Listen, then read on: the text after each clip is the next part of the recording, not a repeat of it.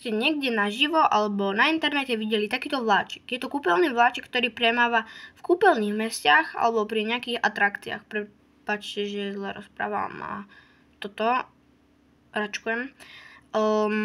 No neračkujem, ale si milím slova a sekám sa. Napríklad takýto vláčik premáva napríklad v Trenčianskych Tepliciach, v Rajeckých Tepliciach, v Bojniciach a v takýchto atrakciách a kúpeľných mestách. Prečo je to práve vláčik? Vláčik je to presne preto, lebo pre deti malé, také 3-ročné, 3-ročné, je to proste úžasné ísť s vláčikom. Hej. Ja samozrejme, že to nie je pravý vláčik. Je to pre nich niečo úžasné a proste donútia tých rodičov, aby sa ním odviezli. Práve preto je to za veľké peniaze, oni ich proste donútia a musia proste ísť tým vláčikom. No.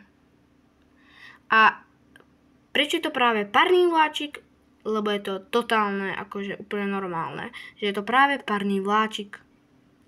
A ten parný vláčik, ten je preto, lebo deti proste majú radi a už odtedy, čo prvýkrát videli vlaky, proste sú takí zaujímaví, že vláčik má lokomotívu proste parnú. A hlavne z rozprávok, napríklad táto rozprávky o mašinkách od Jozefa Pavloviča, tak proste kde sa parná lokomotíva. Na každej stránke je proste parná lokomotíva, tak odtiaľ deti poznajú vôbec, že to je proste vlaky sú parné lokomotívy.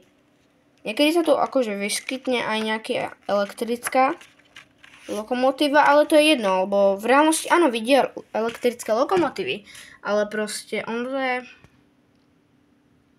celkom také zbytočné. Tieto vláčiky vôbec nemajú funkciu vlaku.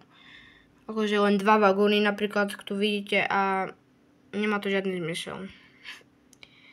Akorát to je všetko len teraz o podniku. O podniku a peniazoch. Celý svet sa okolo teraz od toho točí. Tak dovidenia.